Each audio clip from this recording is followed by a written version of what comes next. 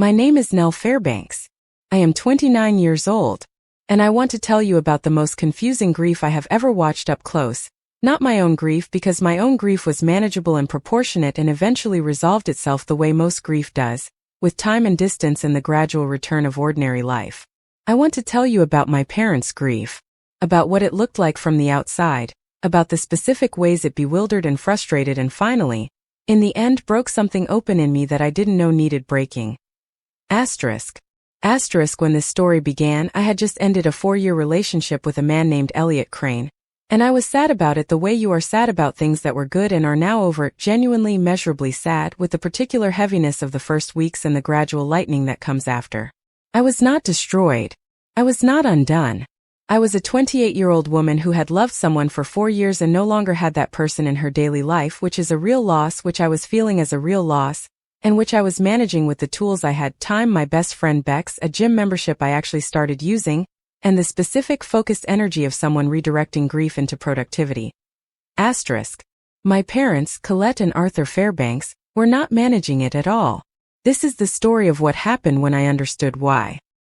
I need to start with Elliot because you need to know him before you can understand any of what follows. Not the version of him I have now, not the version I arrived at after everything I eventually learned, but the version I had during the 4 years we were together, which was the only version I thought existed. Elliot Crane was 31 years old when we broke up, which made him 4 years older than me. He was a landscape architect, the kind who cared genuinely and deeply about what he did, who talked about green space and urban ecology with the slightly embarrassing passion of someone who has found their exact right thing and can't always calibrate the audience. He had brown hair that was always slightly too long and a particular quality of stillness that I had initially mistaken for reserve but which I came to understand was actually attentiveness. He was the kind of person who went quiet when something interested him, which was the opposite of how most people worked. He had a sister named Cora who lived in Edinburgh and called him every Sunday, and who I had met twice and liked enormously. He had a habit of making excellent playlists for long drives and a complete inability to walk past a bookshop without going in. He was not perfect. He was occasionally distant in ways that cost me something. He overcommit to work projects and undercommitted to social plans, and the balance was not always right. He had a tendency, when conflict arose, to go very quiet rather than engage, which I found maddening and which we had argued about multiple times over 4 years. He was stubborn about certain things in a way that read as principled until you disagreed with him and then read as intractable. But he was good. I want to say that clearly, not as an afterthought, not as the consolation of someone who has made peace with losing something. He was genuinely, specifically, evidently good. He was kind in the way that quiet people are sometimes kind, without announcement, in the texture of small consistent choices. He remembered things. He showed up. He loved me in a way that I felt in the daily fabric of things rather than in grand declarations, which suited me, which was the register I also operated in, which was one of the things that had made us work for 4 years. My parents loved him. This is the fact that the whole story pivots on, so I want to make sure you understand the full shape of it before I go further. My parents did not like Elliot in the polite, careful way that parents like their child's partner, tolerating the unfamiliar person, making room for them at the holiday table, gradually warming. They loved him. Specifically, personally, with the particular warmth of people who have found in their child's partner a person they would have chosen themselves. My mother Colette loved him because he could talk to her. This sounds simple, and it is not simple. My mother is a woman of considerable intellectual appetite who has spent most of her life in a small town in central Ohio, married to a man she loves deeply, and who is excellent in all the ways that matter, and who does not share her particular enthusiasm for ideas. Arthur Fairbanks, my father, is a good man, patient and steady and devoted and funny in the dry, quiet way of certain Ohio men of his generation, but his interests run to practical things, to the garden and the workshop and the local history of the county, and Colette has always had one foot in a larger world that the people immediately around her couldn't always reach. Elliot could reach it. He was curious in the sprawling way, the kind of curious that doesn't respect disciplinary boundaries. He could talk about urban ecology and then pivot to 16th century Dutch painting and then spend 40 minutes discussing the structural problems with a particular philosophy of history that my mother had been reading about. And he did this not to impress but because he was actually interested, actually following the thread wherever it went, actually listening when she responded. For my mother, who had spent decades being the most intellectually curious person in most of the rooms she inhabited, Finding someone who could keep up with her was its own kind of gift. My father loved Elliot for different reasons and in different ways, and the way my father loved people was harder to see because he expressed it entirely in actions rather than words. What I observed, over 4 years of family dinners and holiday visits and the occasional long weekend, was that my father sought Elliot out. Not for conversation. Arthur wasn't a long conversation person, but for the quiet companionable activities he shared with men he respected. He took Elliot into the workshop. He showed him the garden. He asked his opinion on the repair of a section of the back fence with the particular quality of asking that meant he actually wanted the answer, not just the social gesture of inclusion. He taught Elliot how to prune the apple trees in the back garden in the specific way Arthur's father had taught him, which was a transmission I had watched my father make only twice before, once with my Uncle Pete and once with my mother's brother Ned, and both times it had felt significant, the way significant things that don't announce themselves feel significant. My parents loved Elliot Crane. That is the essential fact. They loved him with the specific warmth of people who have found, in their daughter's partner, a person worth loving for his own sake. When he and I broke up, I expected them to be sorry. I expected them to feel the loss the way you feel the loss of a person you had gotten used to having in your life. I expected the adjustment period, the careful not mentioning, the occasional slip where someone said his name and then caught themselves. These are normal things. These are the normal ripples of a relationship ending, and they spread outward from the people directly involved to everyone in the surrounding network, and the ripples shrink as they travel and eventually still. What I did not expect was what actually happened. The breakup itself was Elliot's idea. I want to be clear about that because it matters for the rest of the story, though not in the way you might expect. He asked if we could talk on a Saturday evening in early October, which was already unusual. Elliot was not a person who scheduled serious conversations, preferring to have them organically in the flow of things, and we sat in my apartment, him on the couch and me in the armchair, in the particular configuration of two people who need some physical distance for what they're about to say. He was quiet for a moment before he began. That particular stillness that I had learned over 4 years to read. This one had something underneath it that I hadn't seen before. Something that wasn't exactly sadness but was adjacent to it.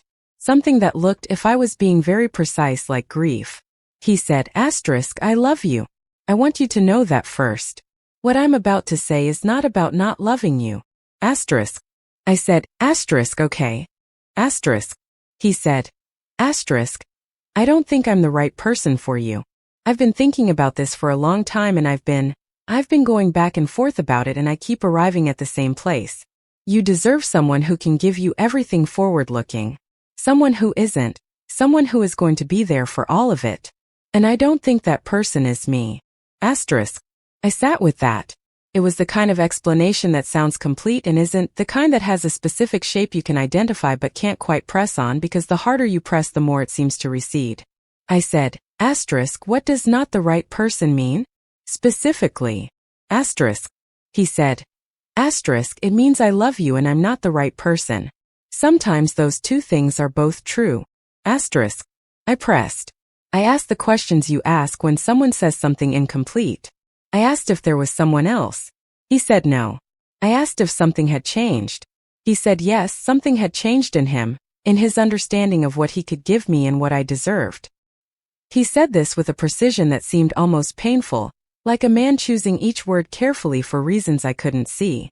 What I did not know then, what I would not know for many months, was that every word he said was technically true and simultaneously incomplete in a way that would eventually make me feel the ground shift underneath me. The breakup was not violent or cruel. We sat in my apartment for 2 hours and we were sad and honest and we said the things that needed to be said and then he left. I closed the door behind him and I stood in my hallway for a few minutes and then I went and called Bex and she came over and we sat on my kitchen floor and she let me cry about it, which I did for maybe an hour, and then we ordered food and talked about other things, and by midnight I had the beginning of the shape of a plan for moving through it.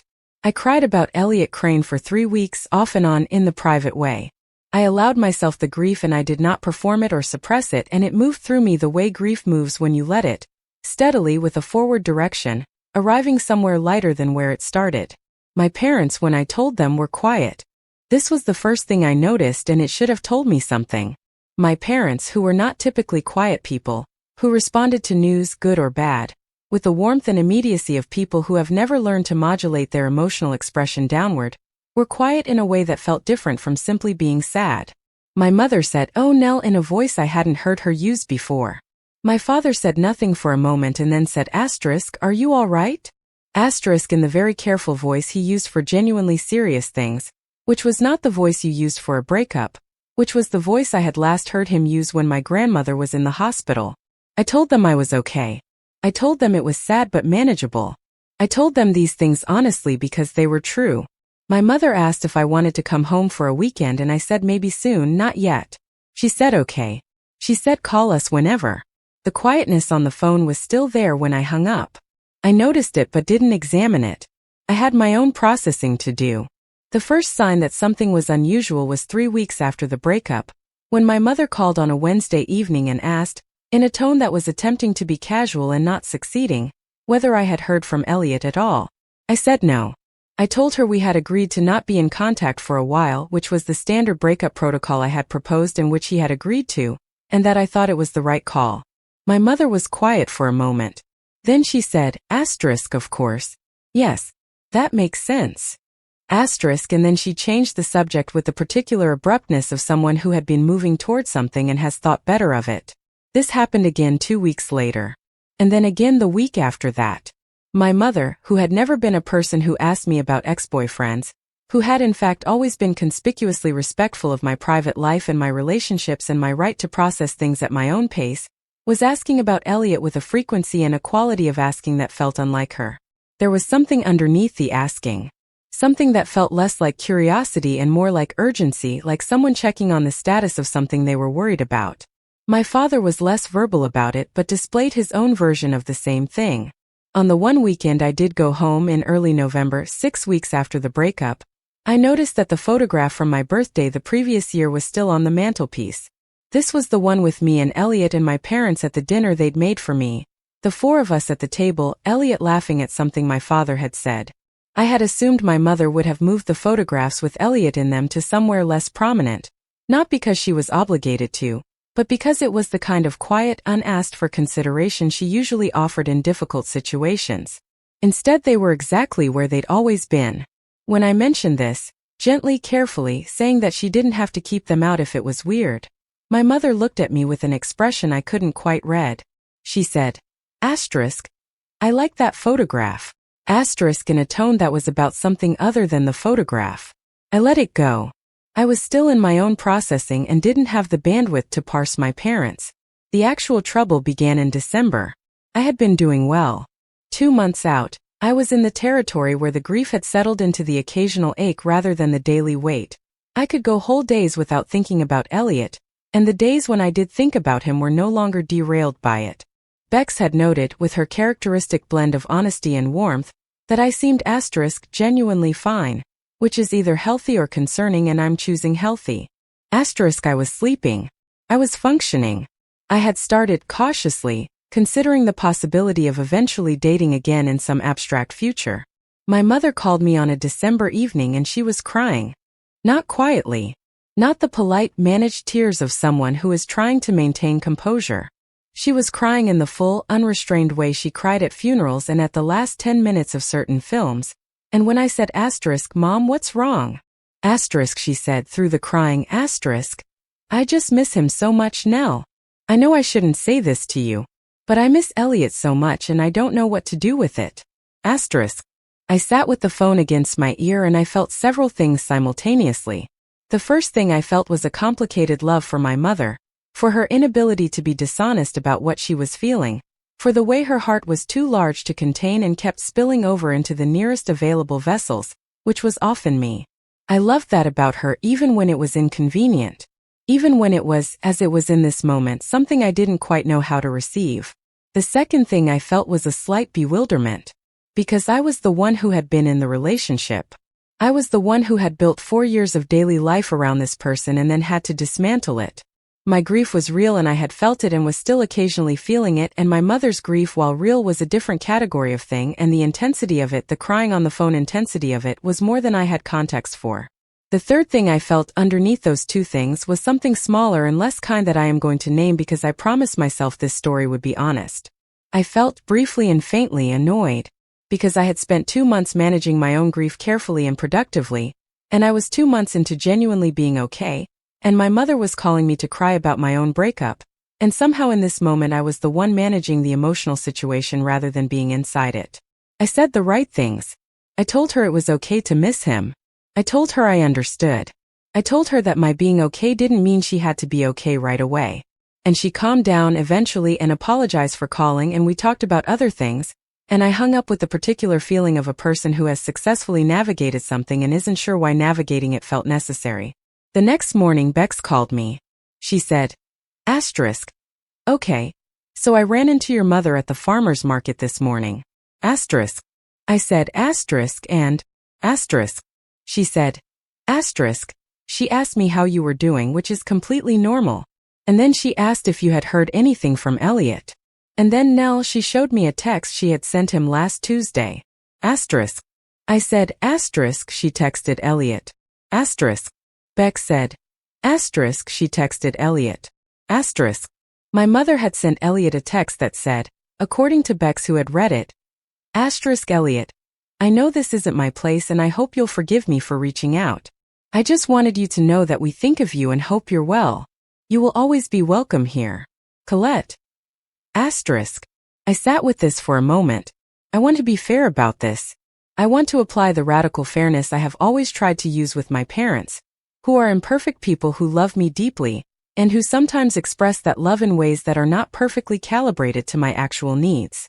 I want to be fair and say, my mother texting my ex-boyfriend to say you're always welcome here is not a crime. It is not even unusual really for someone with my mother's particular temperament. Her instinct was always toward warmth, toward the open door, toward making sure that no one felt unwanted. She texted him from love. She texted him from the same love that had made her make him tea every visit, and save his favorite biscuits and ask him detailed follow-up questions about his projects every time she saw him. And it was also, I need to be honest about this, something I needed her to stop doing. Not because it was malicious. Because it was mine. Because he had been mine and the management of what happened with him after we broke up was mine. And my mother sending him texts that said you will always be welcome here was taking something that belonged to me and acting on it unilaterally, in a way that confused the situation and possibly made things harder for both of us. I called my mother. I told her, carefully and without anger, that I would appreciate it if she didn't reach out to Elliot directly. I said that I was trying to create some distance while I processed things and that her texting him complicated that. I said this gently. I said it once and then let it sit. She apologized. She said of course. She said she understood. She said she was sorry. She was quiet in a way that felt full of something she wasn't saying. That conversation was in December.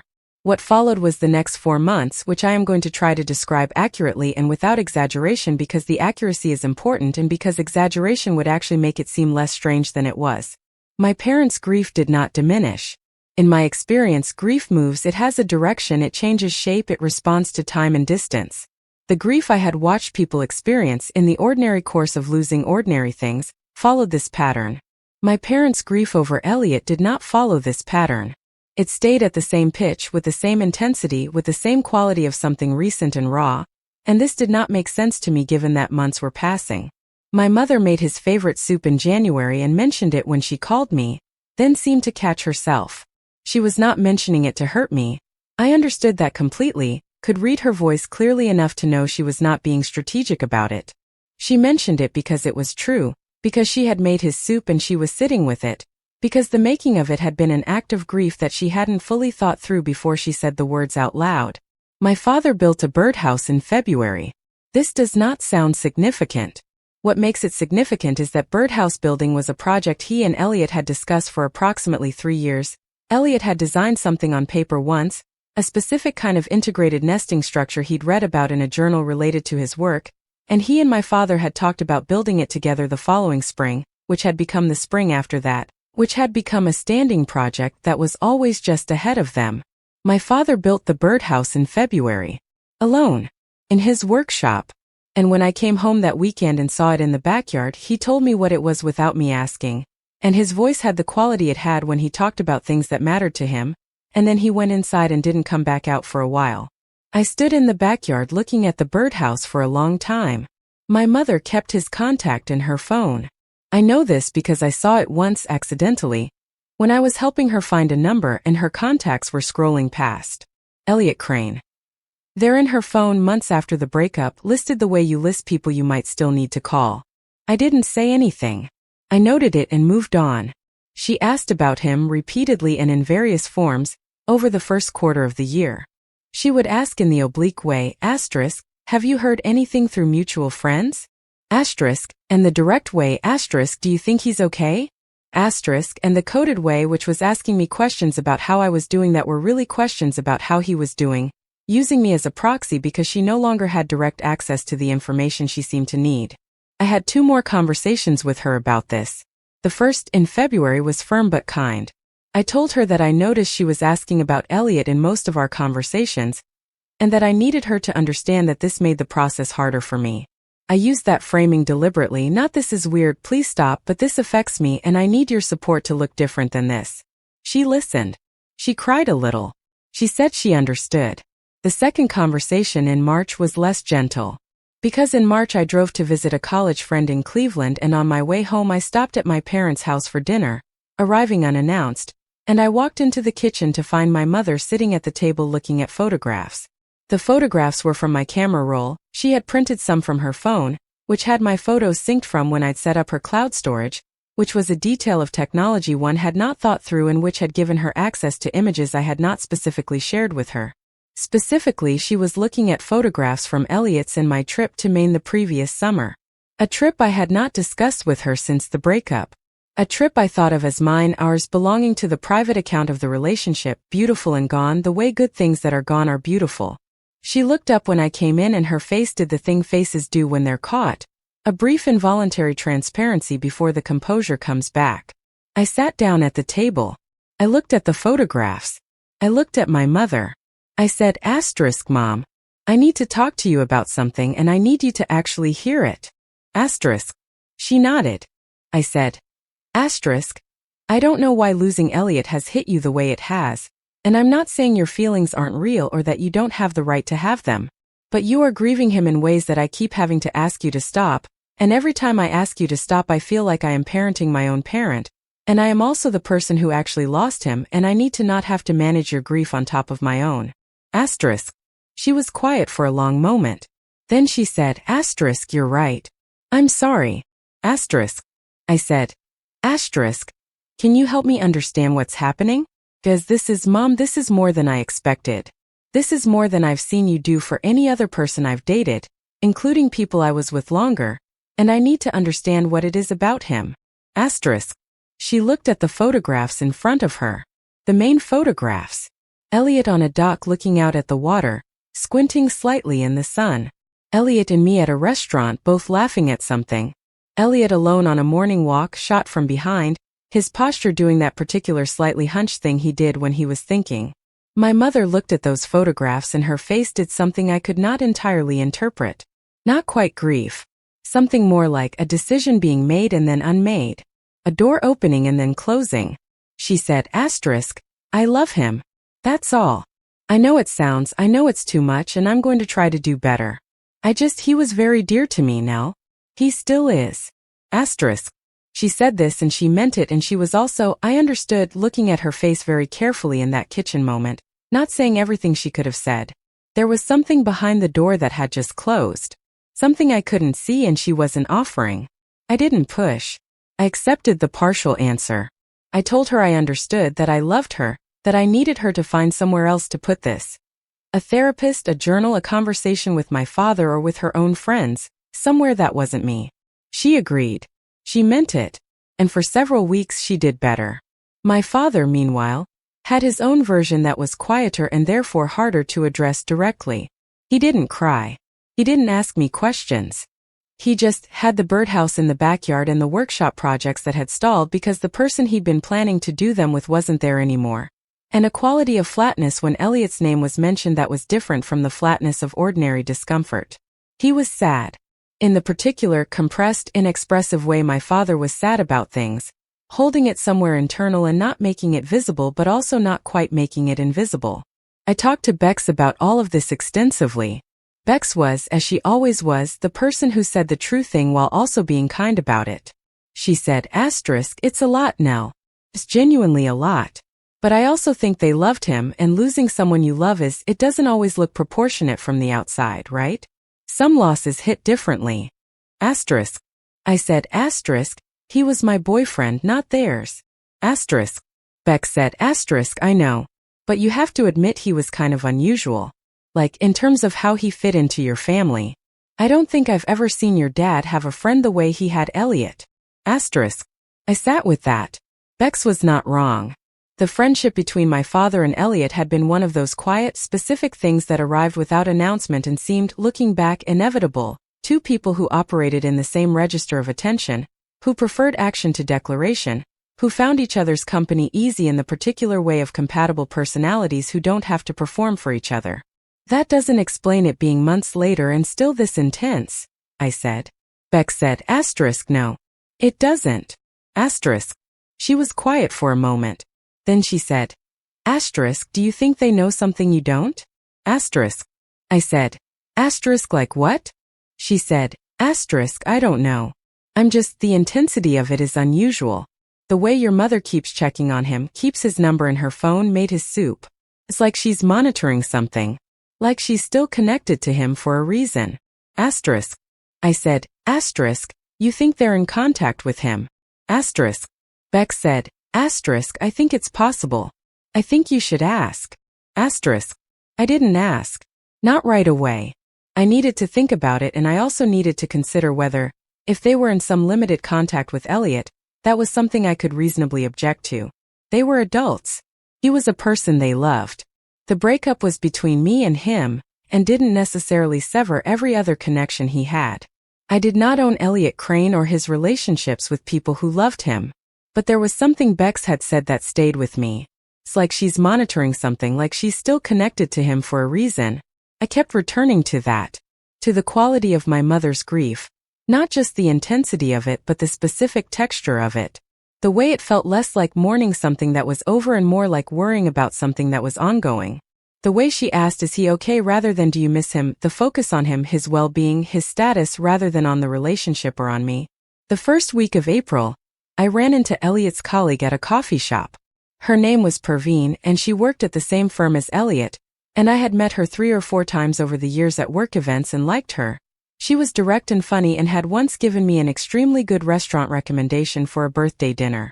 She was at the counter when I came in, and we did the thing of recognizing each other and doing the small calculation of whether to acknowledge it or let it pass, and she did the thing that kind people do, which was acknowledge it. We made small talk at the counter. She was warm and genuine and not awkward about the breakup.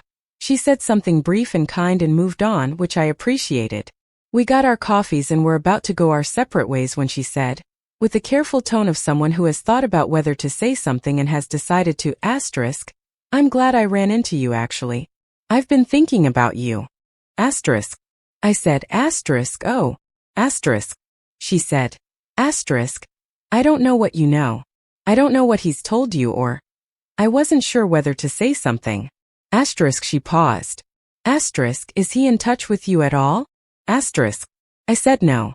She looked at me with the expression of a person recalibrating something. She said, asterisk, he's had a difficult year. Asterisk. I said, asterisk, what do you mean? She said carefully, in the way of someone choosing each word, asterisk, he's been dealing with some things. Health things. I don't know the details because he doesn't talk about it, but I know it's been significant. I know it's changed things for him. Asterisk. The coffee shop was warm and I was holding a hot cup, and the world did the thing it does when something important is being said. The background noise receded slightly, the air had a different quality, everything narrowed to the words in front of me. I said, asterisk, what kind of health things? Asterisk. She said, asterisk, I honestly don't know specifically. He's been in and out of appointments. He was out for 2 weeks last fall, October actually, and when he came back he was, asterisk, she stopped. Looked at me carefully. This was around when you too. October, I said. Asterisk, yes. Asterisk. October was when we broke up. I stood in that coffee shop with my coffee going slowly cold in my hand, and I thought about Elliot on my couch in October, saying I love you and I'm not the right person for you in that careful, chosen word way. I thought about the specific texture of that conversation, the grief in his face that had been there before I was sad, The grief that had not looked like the grief of someone ending a relationship but the grief of something else. Something larger. I thought about my mother saying, "Do you think he's okay for 6 months?" My mother with his number still in her phone. My mother making his soup in January, and the birdhouse my father built in February from a design Elliot had sketched years ago. I thought about the door that had closed in my mother's face in March, when she'd looked at the photographs and I'd asked her to help me understand, and she had said, "I love him." That's all in the voice of someone saying a true thing that was not the whole truth.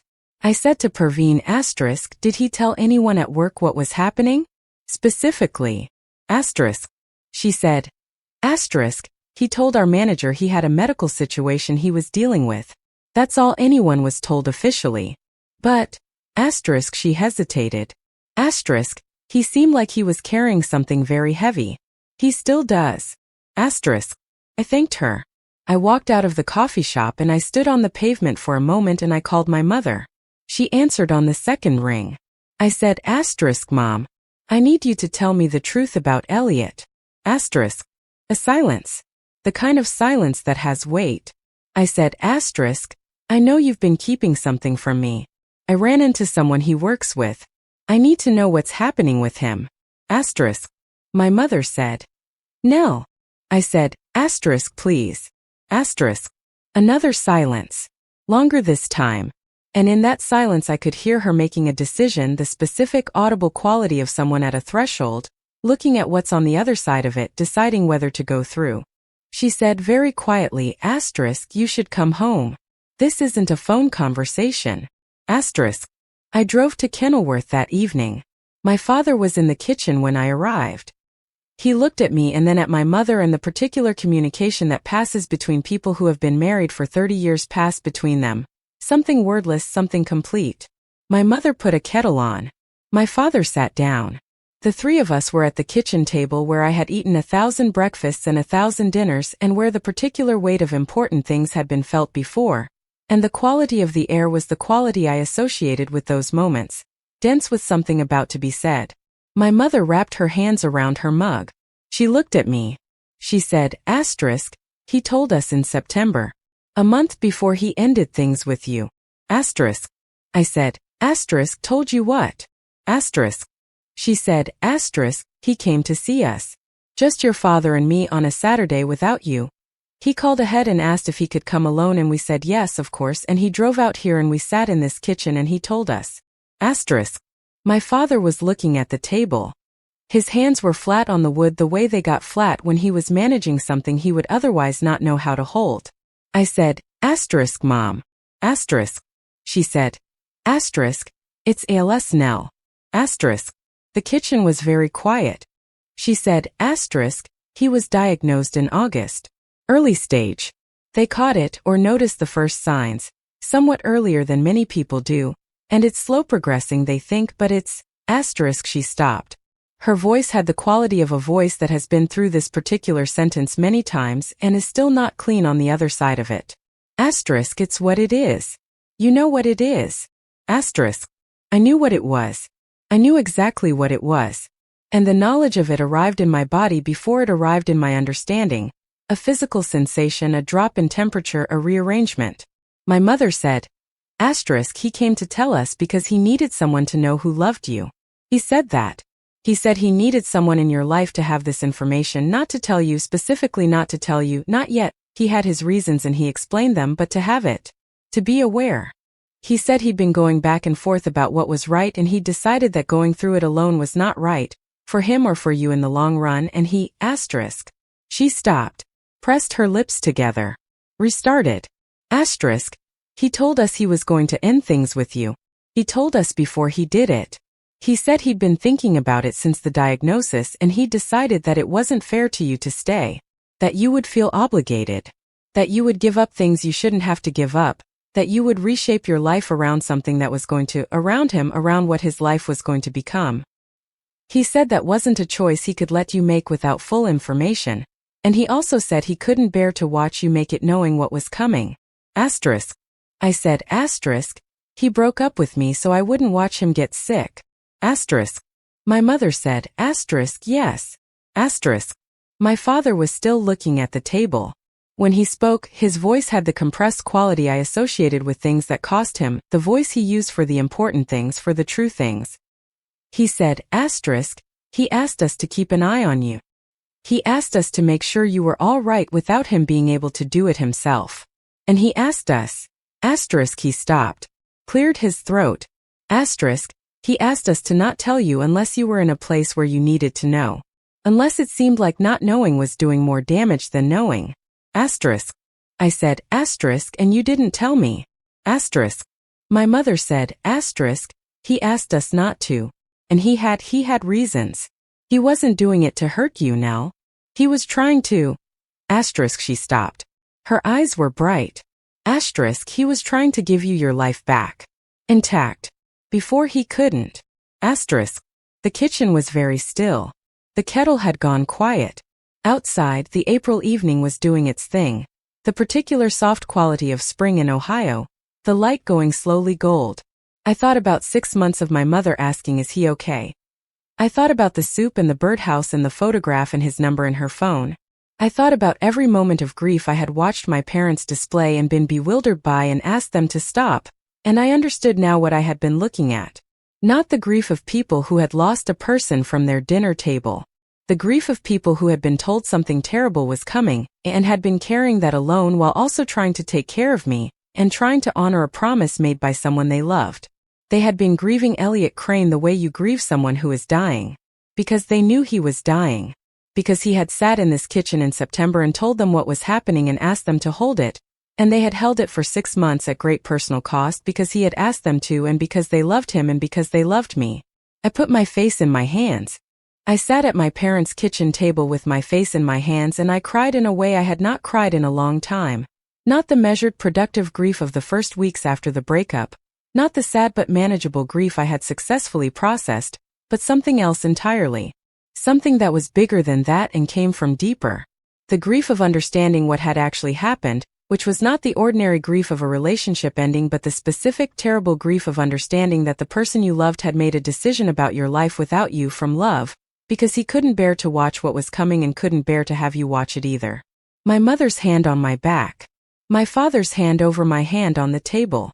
Both of them there, in the kitchen, the same people who had been carrying this for 6 months, who had been grieving silently and imperfectly and too visibly, who had made his soup and built his birdhouse and kept his number in the phone and cried on the telephone and looked at photographs in March, not because they couldn't let go of a person who was gone, but because they couldn't let go of a person who was still there, who was still alive and still in the world, and who was facing something that didn't have a version where it got better. Cried for a long time. They stayed. When I was done, my mother made fresh tea and my father went to the back door and looked out at the yard for a moment, at the birdhouse in the April light, and then came back and sat down. I said, asterisk, does he know that you told me? Asterisk. My mother said, asterisk, not yet. Asterisk. I said, asterisk, I need to think about what to do. Asterisk. My father said, asterisk, take the time you need. Asterisk. I said, asterisk, I'm angry at him. Asterisk. My mother said, asterisk, I know. Asterisk. I said, asterisk, I'm angry that he made that decision without me. That he decided what I could handle, what I should know, what my life should look like. He decided all of that for me. Asterisk. My mother said, asterisk, yes. Asterisk. I said, asterisk, and I understand why he did it. And I'm still angry. Asterisk. My father said, asterisk, both of those are true. They can both be true at once. Asterisk. I looked at my father. He was looking at the table with the quality of expression that meant he was thinking about something real. He said, after a moment, in the quiet voice, asterisk, he was trying to protect you. He went about it wrong. And he was trying to protect you. Asterisk. I said, asterisk, he was also protecting himself. Asterisk. My father looked at me. Said, asterisk, yes. I said, asterisk, he couldn't watch himself be loved while he was dying. He couldn't stand it. Asterisk. Nobody said anything for a moment. Then my mother said, asterisk, I think that's probably the truest thing anyone has said about it. Asterisk. I drove home to Columbus that night and I sat in my apartment and I looked at my walls and I thought about Elliot Crane for a very long time. Not in the way I had been thinking about him for the past 6 months, Not in the managed retrospective way of someone processing a finished thing. In the present tense. In the way of someone who has just been handed back a person they thought was gone. He was not gone. He was 31 years old and he was in Columbus probably or wherever he was, and he had ALS early stage slow progressing, which meant he had time but also did not have time, and he had spent the last 6 months alone with this except for my parents, whom he had chosen as his confidants because they were close enough to me to be useful and far enough from my daily life to not give it away. I thought about what it had cost him to come to my parents' house in September, and sit at their kitchen table and tell them. To drive 2 hours to do that, to choose the act of making sure someone who loved me knew what was happening, even while simultaneously planning to remove himself from my life. It was an act of tremendous and contradictory love. It said, I am removing myself for your sake and I am ensuring you are not alone for my own. Both things at once. The push and the hold happening simultaneously from the same person in the same gesture. I thought about what Bex had said. Do you think they know something you don't? She had been right. Not in the way she meant it, not in the way of a secret being kept about behavior or character, but in the way of the largest possible secret, the secret of what was coming. My parents had known what was coming and I hadn't, and the specific disproportion of their grief had been exactly that, the grief of people who were already in the future, already at the place where I had not yet arrived, carrying the weight of a thing I was still living in the innocent version of. I also thought, sitting there in my apartment in the Columbus April night, about my parents. About what they had done and what it had cost them. My mother who had cried on the phone about missing him. Not lying, not performing, genuinely crying, but crying about something more specific and more terrible than I had understood. My mother, who had made his soup in January as an act of something, grief or love or the specific comfort of doing a tangible thing when the intangible thing was too large to act on. My father, who had built the birdhouse. Who had built the thing they were supposed to build together because Elliot had asked him to hold a secret and the only way my father knew to hold something was in his hands, in physical work, in making a thing that could sit in the yard and be real. They had done it imperfectly. They had done it in ways that frustrated me and confused me and that I had to ask them to stop. They had been so full of it that it kept spilling over the edges in ways they couldn't entirely contain. But they had done it. They had kept a promise to a man they loved who was facing something enormous, and they had tried, imperfectly and with the human tools available to them, to take care of me at the same time. I thought about my mother's grief being the grief of someone already in the future. And I thought, if she is already in the future, then she has been grieving for 6 months, something I haven't started grieving yet. She is 6 months ahead of me.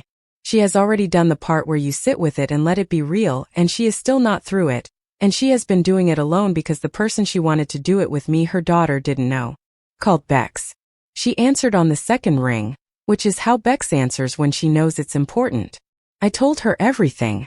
All of it, Perveen in the coffee shop, my parents' kitchen, the September visit, the diagnosis, the decision Elliot had made and why. I told her without interrupting myself in one long continuous telling, and she listened without interrupting me, which told me she understood the gravity. When I finished, she was quiet for a moment. Then she said, asterisk. Oh no. Asterisk. I said, asterisk, yeah. Asterisk. She said, asterisk, what are you going to do? Asterisk. I said, asterisk, I don't know yet. I'm working on what I think first. Asterisk. She said, asterisk, what do you think? Asterisk. I said, asterisk, I think he was wrong to make that decision without me. I think he was also trying to love me in the only way that felt possible given what he knew and I didn't. I think I'm furious and heartbroken and I still love him, and all three of those things are simultaneously true. Asterisk. Beck said, asterisk, yeah.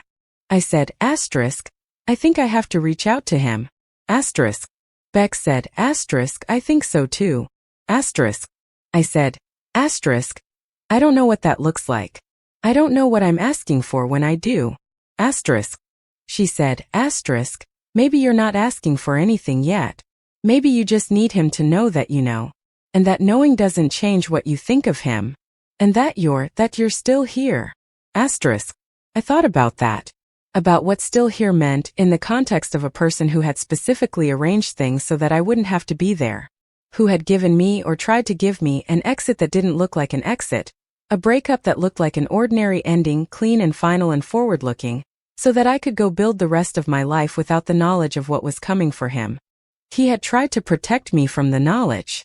What he hadn't accounted for, what he couldn't have fully calculated, was that the knowledge was going to arrive anyway, that it would arrive through my parents' imperfect grief, through his colleague in a coffee shop, through the specific accumulation of things that don't quite add up when someone is keeping a large secret. He had tried to build a clean exit and the exit had a crack in it, and the truth had come through the crack. He had tried to spare me and had instead given me 6 months of confusion followed by this arriving at the truth sideways without him in my parents' kitchen. I was angry about that. I was also sitting in my apartment in the April dark, beginning to understand that the anger was not the most important thing. The most important thing was the ALS diagnosis and the man I had loved for 4 years who was dealing with it somewhere in Columbus, alone by his own design, and whether I was going to let the design stand. I slept, eventually, the fitful way you sleep when your understanding of something has changed and your brain is trying to catch up. In the morning I made coffee and I sat at my kitchen table and I wrote a text. I wrote it 4 times before I sent it. The first 3 were too many things at once. Anger and love and grief and questions all tangled together. The 4th one was the one I sent, which was simple and true and left space for him to respond however he needed to. I wrote, Elliot. I know. My parents told me last night. I'm not asking for anything right now except for you to know that I know and that I'm not going anywhere. I put my phone face down on the table and I made more coffee and I waited. He took 3 hours to respond. 3 hours during which I existed in the specific suspended state of someone who has sent a message with significant weight and is now in the space between sending and receiving. I cleaned my apartment. I went for a walk. I called my mother and told her what I had done and she was quiet in the particular way that was relief without quite being relief yet. When my phone buzzed I was standing in my kitchen, and I picked it up, and I read what he had written. He wrote, I have been sitting here for 3 hours trying to figure out what to say. I don't have the right words yet. I'm going to need some time. But I want you to know I'm glad you know. It has been very quiet without you. I didn't know how quiet it would be. I held my phone for a long time. Then I wrote back. Take whatever time you need. I'll be here.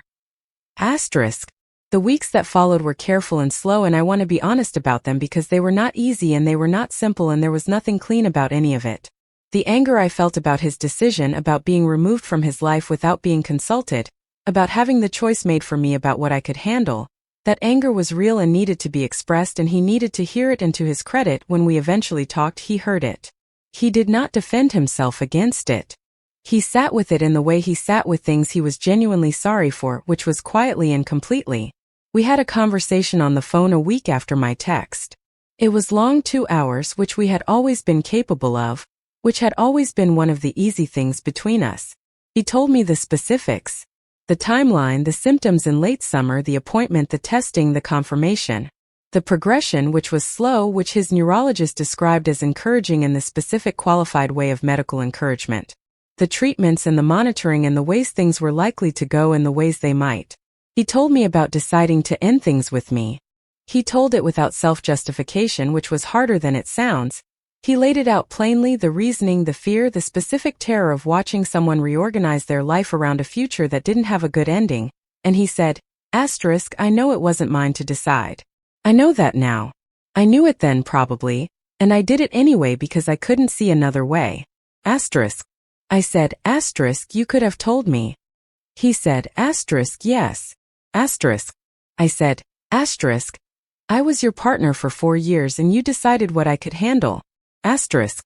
He said, yes. I did. And I was wrong. I said, I'm angry about that. He said, I know. And then after a moment, I was also terrified. I want you to know that. Not as an excuse. Just as the true thing. I was terrified of what I felt like when I looked at you and knew what I knew, and I took the exit because the alternative felt like asking you to choose something I had no right to ask you to choose. I said, it wasn't yours to decide what I would choose. He said, no. You're right. We talked about what came next. Not in terms of us, we did not rush to that, which was its own kind of wisdom, the wisdom of not trying to reconstruct something while you're still figuring out the damage. We talked about what came next for him, practically, medically, in terms of his life. He was still working. He was being monitored closely. The slow progressing designation was holding, and his neurologist was cautiously optimistic about the timeline and the available treatments. He said, "I thought when I made the decision, I thought I was giving you your life back. I thought I was handing you the future intact. Without me in it taking up space that was going to become difficult space. I said, you were taking my choice away. He said, yes. I said, and you were also making a choice about your own life. You were deciding that you didn't deserve to be loved while you were sick. A long silence. He said very quietly, yes. I said, that's also wrong. For what it's worth. He didn't say anything for a moment. Then I know. I've had a lot of time to think about it these last 6 months. I've been thinking about a lot of things. I said, what have you decided? Another pause. The quality of his silences had always told me things, and this one told me he was at an edge of something, at the place where the careful words ran out and the true thing waited. He said, I've decided that loneliness is, I thought it was going to be simpler. Being alone with this. I thought it would be cleaner. And instead it's just been very quiet. And I miss you in the specific way you miss someone who knew how to be in the room with you. Not constantly talking. Just there. I said, I miss that too. He said, I don't know what I'm asking for. I want to be honest about that. I don't know if I have the right to ask for anything. I said, you don't have to ask yet. We don't have to figure that out tonight. He said, okay. I said, I'm going to need you to let me make my own decisions from here on. About what I can handle and what I want and what I choose. That's the condition. He said, yes. That's fair. Yes. I said, and I'm going to need time to be angry. I'm not through being angry yet. He said, I know. Take it. I want to tell you about the months after that conversation because they matter and because they were real and because this is not the kind of story that resolves in a phone call, however important that phone call was. I was angry at Elliot for longer than was comfortable. Not at him for having ALS. You cannot be angry at that. You can only be heartbroken about it, which is a different and more comprehensive feeling. But I was angry at him for the decision he made. For the 6 months of confusion I'd lived through. For the grief my parents had carried alone on my behalf. That anger needed space and he gave it space and I gave it space, and gradually and messily it moved through me and left room for the other things. The other things were more complicated and more real. We started seeing each other again in June. Not the way we had before, not picking up where we'd left off, but something new, something that knew what it was and what it wasn't. We went slowly. We were honest about the difficulty of the situation, which was not a small difficulty. His illness was real and its trajectory was real and the future of it was uncertain in the specific way that ALS futures are uncertain, which is to say, unknown in timeline but known in direction. We talked about this. We talked about it directly and without management, which was different from how we had talked about difficult things before. The diagnosis had, among its other effects, taken away both of our abilities to pretend. I made a choice. I want to be clear that I made it, not had it made for me, not arrived at it through inertia or obligation, but chose it with full information and full knowledge of what I was choosing. I chose to be with Elliot Crane. I chose him with the knowledge of his illness and the knowledge of what his future likely held and the knowledge that I had already, once, been removed from that future against my will, and had no intention of being removed again. He cried when I told him this. Not the compressed, controlled way he usually managed tears but openly and without the management, sitting in my apartment on a Sunday evening with the summer light coming through the windows, crying in the specific way of someone who has been braced against something for so long that the releasing of the brace undoes them. I held him while he cried. I thought about my mother making his soup in January, alone in her kitchen, as the only available act of love for a person she couldn't reach. I thought about my father building the birdhouse from a sketch Elliot had made, working in his workshop, making something real because real things were all he had. I thought about 6 months of imperfect spilling over grief and what it had actually been, not disproportionate at all. Completely proportionate.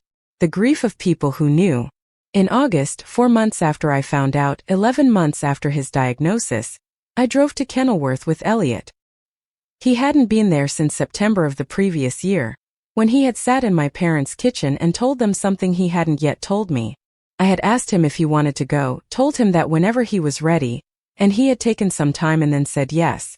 My mother opened the door when we pulled into the driveway.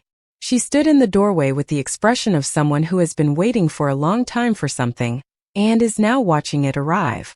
Elliot got out of the car and walked up the path, and she opened her arms and held him for a very long time, longer than the hug had any conventional reason to be, and he held her back in the same way, both of them with their faces in the thing, holding on. My father came out from the workshop at the sound of the car. He walked up to Elliot and they shook hands, and then my father did something I had seen him do twice in my lifetime. He pulled Elliot into an embrace, the hard, brief, complete embrace of a man who does not do that often and means it absolutely every time. We had dinner. We sat at the kitchen table.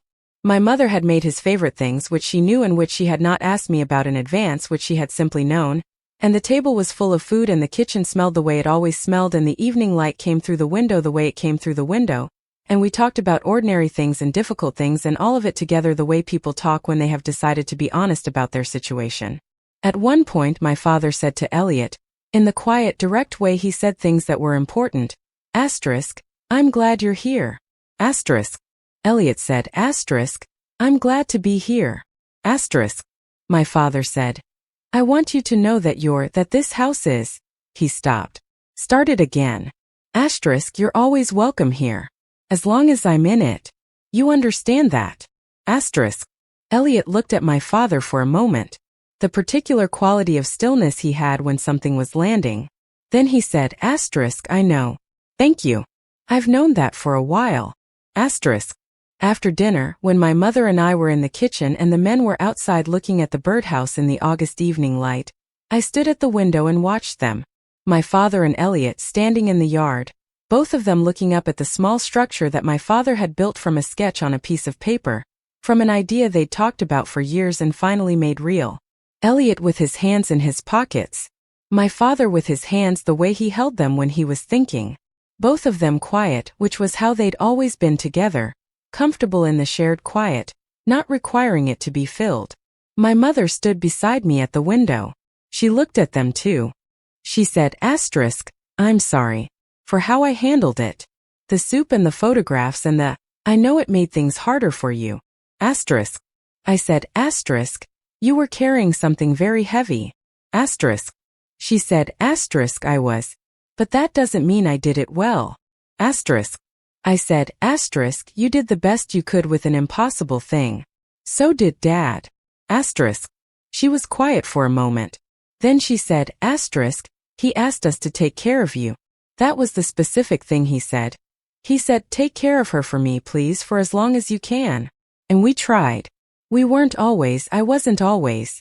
I said, you kept his soup recipe in your head and made it in January because it was something you could do. She looked at me. I said, Dad built the birdhouse because it was the only thing he could build that had Elliot in it. She said, yes. I said, that's not nothing. That's exactly what you're supposed to do when you love someone and can't reach them. You make the tangible thing. You do the specific act of love that's available to you. My mother put her hand over mine on the windowsill. Outside, my father was explaining something about the birdhouse, gesturing at the structure, pointing at something, and Elliot was leaning in slightly to look, that forward tilt of attention that meant he was genuinely interested. Whatever my father was saying made Elliot nod, and then my father said something else and Elliot laughed, the sudden unexpected laugh, the one that got ahead of his usual stillness, and my father looked pleased in the contained way he looked pleased when something he said landed right. I watched this through the kitchen window and I thought about all the things that had to happen for that moment to exist. The September visit that Elliot had decided to make. The promise my parents had kept imperfectly for 6 months. The soup and the birdhouse and the photographs and the conversations I'd had to ask them to stop. Perveen in the coffee shop. My mother's kitchen in April. The text I'd written 4 times before sending. And before all of that, a man on my couch in October, saying I love you and I'm not the right person for you in the voice of someone who was saying a true thing that was not the whole truth. Trying to hand me back my life with clean edges. Trying to protect me from a future he couldn't prevent himself from having. Wrong. And loving. Both at once. Both fully, completely true. I thought about what it means to love someone who is facing something that doesn't have a good ending. I had spent a year now finding out. I was still finding out. The answer changed shape depending on the day. Some days it was straightforward, a simple ongoing presence, and some days it was very hard, and some days it was both of those things in the same hour. Elliot was still in the early stages. The slow progressing designation was still holding. We had time, or we had something in the shape of time, the qualified, uncertain, contingent time of a situation that doesn't have a guaranteed quantity of it. I had chosen to be in this. I was continuing to choose it every day with the full information I had been denied the first time. They loved him for his own sake and for mine and for the specific grace of him sitting at their kitchen table in September and trusting them with the most frightening thing he'd ever said out loud. They grieved him with the knowledge of what was coming. They kept his number in the phone because he was not a past thing to be archived. He was a present thing, a living thing, a person who was still in the world and still in their hearts, and the grief was the grief of people who knew the future and were already in it. I am still learning what it means to love someone with a future like Elliot's. I am still every day in the middle of that learning. It is hard in specific ways that I did not anticipate and hard in other ways that I should have anticipated and occasionally hard in ways that have no category, that are just the new texture of a life I'm building from different materials than I expected. I am not grieving in advance. I have decided, deliberately, as its own act of will, not to live in the projected future when the present is available. Elliot, when I told him this, said it was easier said than done, and I agreed with him. We are both doing the work of staying in the present. Some days we are better at it than others. But here is what the present contains right now, on this particular day that I am writing this. Elliot is 32 years old. He is still working 2 days a week, the work he loves, the green spaces and the urban ecology and the birdhouses he designs for people who want to make something real. He is in a clinical trial which he started in the fall, which his neurologist considers a reasonable and potentially useful intervention, which we discuss with the particular mixture of hope and realism that you develop when you've been in this long enough. My parents call him. Not often they have calibrated with his guidance in mind what the right frequency is. But they call. My father called last week about a problem with the back fence and whether the original structure warranted repair or replacement, a question that was partly practical and partly an excuse to talk, and Elliot sat in our kitchen and consulted on it with the seriousness he brought to structural things, and I listened from the next room, and the quality of their voices, my father's deliberate, Elliot's attentive, was the quality of two people who know how to be in the same conversation. My mother still has his favorite soup recipe. She makes it sometimes when we visit. He eats it with the same expression he eats things he genuinely loves, not performative, just present in it, actually there. The photographs from Maine are still on my phone. I have looked at them recently, not with grief but with something more complicated and more real. The knowledge of what I didn't know when they were taken, what was already in motion, what came before and what came after and what is still coming. Elliot on the dock in the morning light, squinting at the water. Both of us at the restaurant laughing. Him on the walk slightly hunched, thinking. Those photographs are of two people who were in love without full information. The people in them now have the information. The love is the same and also entirely different, deeper in certain directions, more aware of its own fragility, less capable of the easy assumption that things continue. This is where I want to end, not because the story is finished, it is not finished, it is ongoing, it is what I am living right now, but because this is the place where something can be said that is true and worth saying. My parents grieved Elliot Crane in ways I had to ask them to stop. They grieved him with soup and birdhouses and photographs and a number kept in a phone and tears on the telephone and 6 months of imperfect, overflowing love that I did not understand and that frustrated me and that I am now deeply and completely grateful for. They were not grieving a person who had left my dinner table. They were grieving a person they loved who was facing something enormous, and they were doing it in the only ways available to them, In the tangible acts, the kept promises, the middle-of-the-night soups, the workshop projects, the steady, inarticulate devotion of people who don't have better tools but use what they have completely. They were also, without knowing quite how to say it, keeping watch over me. That was the other layer of it. The soup and the birdhouse were for Elliot, but they were also for me, were also the acts of parents who had been asked to take care of their daughter, and were doing the only version of that available to them given what they knew and couldn't say. When I understood this, I cried about it for a long time. What do you do with parents who love imperfectly and completely? Who overspill and overcorrect and grieve too visibly and make soup and build birdhouses and keep numbers and phones and cry on the telephone about things they can't explain? You love them back, I think. You love them back with the full, informed awareness of what they were doing, even when what they were doing frustrated you. You give them the credit they couldn't claim while they were doing it. My mother made his soup because it was the only act of love available to her. My father built the birdhouse because there are some things you can only say with your hands. Both of them kept his number in their respective phones and their respective hearts because he was not a finished chapter to be closed. He was a living person they loved, whose future was uncertain, who had trusted them with something precious, and who they intended to honor as long as they were able. That is what they were grieving. Not a breakup. Not an absence. The specific, terrible, loving thing of knowing what was coming while the person most affected by it didn't know yet, and trying to hold the space between those two realities with the inadequate human tools of a soup recipe, and a birdhouse sketch and a name in a phone. I asked them to stop. I was right to ask. And they were right to keep going in the ways they could, because love doesn't stop being love just because it's inconvenient or poorly timed or louder than the situation calls for. Sometimes grief is a soup and a birdhouse. Sometimes love is showing up at a kitchen table to confess the thing that's been sitting between you. Sometimes the most important thing a person ever did for you is keep a promise they hated keeping. Because they loved you both enough to let you find it yourself. My parents loved Elliot before I fully understood what I was loving. They knew what I was choosing before I got to choose it. They grieved the future while I was still living in the present, and when the present caught up with the future, I found them there already waiting with their imperfect love and their inadequate tools and their kitchen full of his favorite things. I walked in the door and they were already there. That is, I have come to understand what parents do when they're doing it right. They get there first. They wait in the hard places. They hold what they can hold and let what they can't hold spill over. And sometimes the spilling is messy and sometimes you have to ask them to stop and sometimes you have to forgive them for doing the thing anyway because they couldn't help it because the love was too large for the vessel. I am still learning. Elliot is still here. My parents are still calling, still calibrating, still arriving at holidays with his soup and their specific, overflowing and perfect love. The birdhouse is in the backyard. The wrens are in the birdhouse. Some things built from the right materials and maintained with the right care last. That's what I know. That's the whole of what I know. And it turns out to be enough. Asterisk posted to r/true off my chest. Thank you for reading all of this. I know it's long. Some things are long because they need to be. Asterisk for anyone who is in a situation with a loved one's health, whatever kind, whatever stage, the ALS Association. Helpline is 1-800-782-4747. You don't have to be the patient to reach out. Caregivers and family members are welcome. You don't have to be alone with the weight of it. Asterisk take care of each other.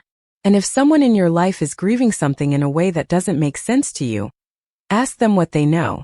The answer might change everything. Asterisk